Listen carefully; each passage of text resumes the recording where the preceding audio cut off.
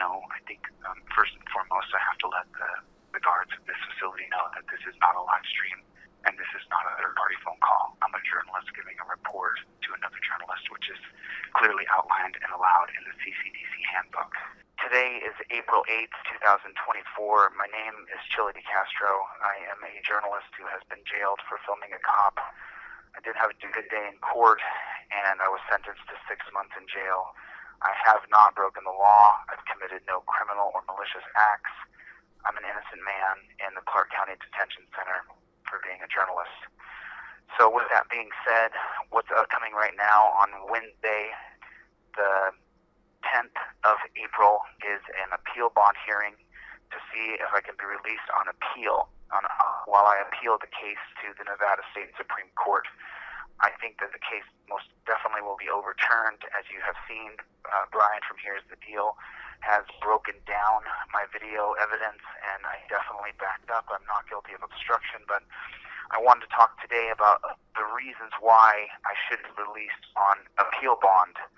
So I wrote down 15 reasons, and I'll just list them to you guys so that you guys can have an understanding of what my lawyer is going to argue on Wednesday. Remember, this is not re-adjudicating the case about whether or not I backed up or whether or not I obstructed. This is about whether or not I'm worthy to be released on an appeal bond while my case is being appealed. And that appeal bond is going to cost between $10,000 and $20,000. So, as humbly as I can ask, please go to my GoFundMe, and if you can put in $5 or $10, I really appreciate it, because my website was down all week for 7 days now, so I haven't sold any products. I'm going to lower the hoodies to $50. You can get them by using PayPal. I'm just trying to make sure I have enough money for the appeal bond that I'm going to get on Wednesday, and here are the reasons why I should get that appeal bond. Number one, I have no criminal record. This is a first-time offense. There's no criminality in my past, so that's the first one. Number two, on this case, there's no victim, there's no damages, there's no restitution due.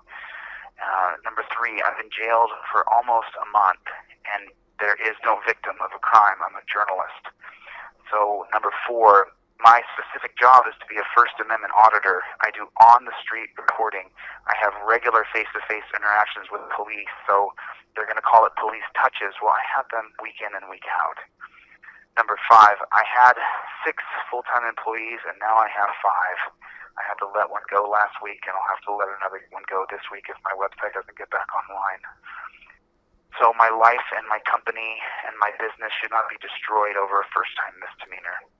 Number 6, the DA asked for a suspended sentence because I have no criminal record, and this is a first-time offense. Number 7, I have no history of violence in my past of any kind ever.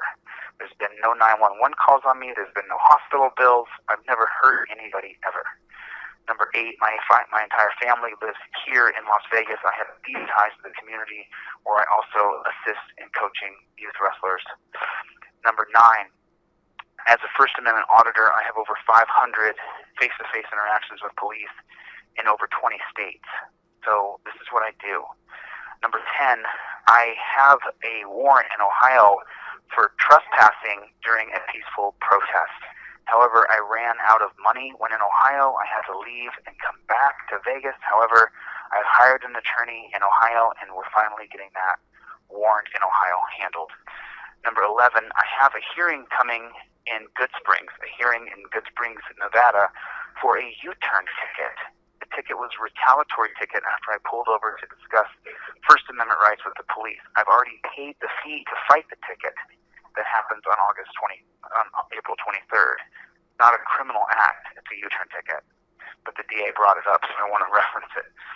Number 12, I have an audience of millions of people who I regularly teach to be nonviolent and to flex our First Amendment right to assembly, speech, petition, and press. And number 13, I am innocent until proven guilty, because I have another upcoming case on May 1st in Las Vegas for obstructing, and I'm not guilty of that case just because I've been charged. They brought it up as though, oh, he has another case coming up. Well, I'm innocent until proven guilty. So it doesn't matter if I've been charged with something. I've been charged with things lots of times in my life, but I don't have a criminal record besides when I was a teenager. So those are the reasons why I believe that the appeal bond should be approved on Wednesday at 9 a.m. in the Justice Court in front of Judge Levitt. People are asking what the hang up is on putting money on your account, like for buying you a meal or whatever. Right now, apparently on their website, they're saying that they can't accept that right now. So I was put in the hole for live streaming a phone call with another journalist named Brian from Here's the Deal. And it doesn't say in the CCDC handbook that there's no live streaming. It says no third-party calls, and it says no misuse of the phone. But I'm not a psychic reader, and with all respect to the guards and to the staff here, you can't expect me to be a psychic and know that I can't live stream a call. Well, when I was put in the hole for 7 days, I only served 5, and then the hole got too full, so they let me out. And then they suspended my commissary for 7 days. If you want to do anything for me, please donate to my GoFundMe or my PayPal, Cash App, or Zelle, or Venmo, because when we get that appeal bond on Wednesday, it's probably going to be $20,000. And I don't know how long those GoFundMes take to cash out. I don't know, but I'm just absolute, my anxiety, is, if I don't win that appeal bond, if we don't win the appeal bond on Wednesday, then I'll be in jail until July, until the Nevada State Supreme Court hears the case or until the writ of habeas corpus is fully heard. So I'm very, very nervous. And if you want to do anything, please just donate $5 or $10. If, whatever you have to donate if you can. And I know you guys have put in so much. And I know that there's literally thousands and thousands of people rooting for me. And I'm nervous. I'm definitely nervous. I'm not sleeping very much. I'm sleeping, a couple hours here, a couple hours there, and I keep waking up dreaming that my appeal bond went one way or the other, and I keep dreaming about my dog. And a very special friend to me gave me a quote the other day, and they said, from Nelson Mandela, when I left that jail, I left behind all the bitterness, resentment, anger right there at those jail doors, because if I had not left them behind there, I would still be in prison today. And that's my mentality as well. I'm going to get out of here, and I'm going to leave all this behind. I'm going to forgive, and I've needed to forgive some people for a long time because I was holding on to grudges, and I need to forgive some people, and I need to move forward, and I'm going to forgive this, and I'm going to move forward, and I'm going to work on getting that NRS code removed that puts people who have misdemeanors in lockdown for 23 hours in a solitary confinement cell. You get a bunkmate, but it's hell. It's total hell.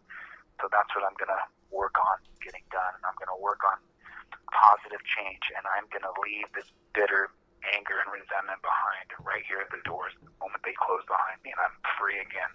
I get to hold my dog and wrestle with my nephews and have dinner with my family, Yeah, because that's my question is, if you are innocent and you haven't created a victim, how many other people are locked up behind bars who haven't created victims? There are a lot of people in prison right now and in jails all across the country that haven't committed a crime, yet they're behind bars. Yeah, there are a lot of people in here who have completely victimless crimes. There's a guy less than 25 feet away from me. He's 20 feet away from me. He got pulled over, and he had a blunt. He had a blunt behind his ear. And when he got pulled over, he was completely sober, but they confiscated the blunt, and they gave him a DUI, and he's in here for DUI. There are about 10 men in here for domestic violence, and I've asked all of them what happened, and some of them said, she called 911 and I went to jail. A couple of them told me we got in a pushing match and she called 911 and I went to jail. One of them told me I smacked my wife. So I don't endorse smacking your wife, that's for damn sure.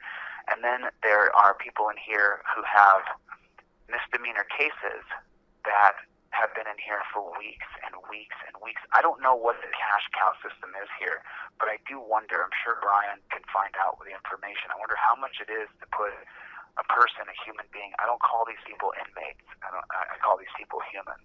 I wonder how much it is to put a human in a bed here in the Clark County Detention Center.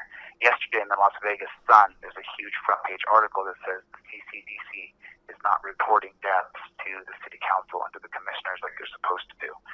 And there's no teeth to enforce the law that was passed at the legislature. So that's scary as hell. But I hope and pray that I can just survive this. That's just survive this and pray for Wednesday. And yeah, well, that's pretty shifty to me. I mean, there's no desire for accountability or transparency. Anything goes, and the sky's the limit. And all you got to do is follow the money. If there's a money trail, and if they're hiding it, that's pretty bad. Well, I don't think that the guards are actually killing people because there's cameras on all the sergeants. So I think the way people are dying is the lack of giving them their medication. I think that's the number one way people are dying in here. I think people are dying in here from heart attacks and strokes. Remember, when I came in, they checked my blood pressure. You guys all know I got my blood pressure down to 135/85 consistently, day in and day out. Sometimes it was 132. A couple times it was 120/85/82.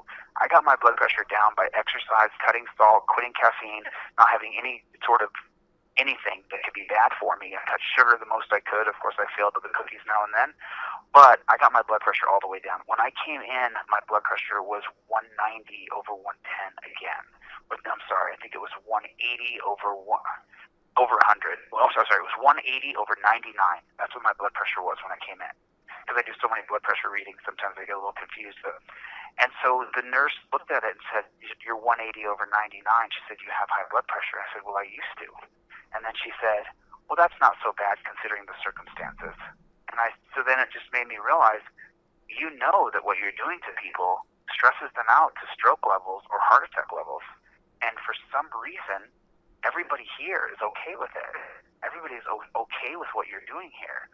Now, I've written out 25 pages by hand of my interpretation of segregation over incarceration, because we spend $49 billion a year on incarceration, and over 50% of people recidivate and come back to jail. Could you imagine sending your dog to a dog training school, and then it comes back and it bites even more people?